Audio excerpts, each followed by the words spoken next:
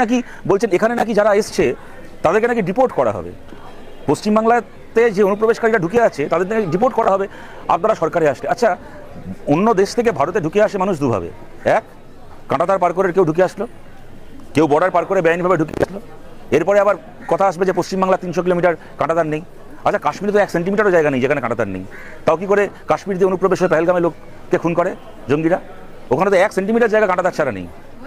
যাই হোক, হয় বেআইনিভাবে সীমান্ত পার করে লোকে ঢুকছে, অথবা কেউ হয়তো ভিসা পাসপোর্ট নিয়ে ঢুকছে, কেউ হয়তো মেডিকেল ভিসা নিয়ে চিকিৎসা করাতে, কেউ হয়তো পড়াশোনা করতে, কেউ হয়তো ভারতে বেড়াতে আসছে, অন্য কোনোভাবে ভারতে ঢুকছে, তারপরে তারা ভারতে থেকে যাচ্ছে, ভিসার মেয়াদ শেষ হয়ে যাওয়ার পরও তারা বেআইনিভাবে ভারতে থেকে যাচ্ছে। উভয় ক্ষেত্রেই তাদেরকে চিহ্নিত করার দায়িত্ব বিদেশ মন্ত্রকের।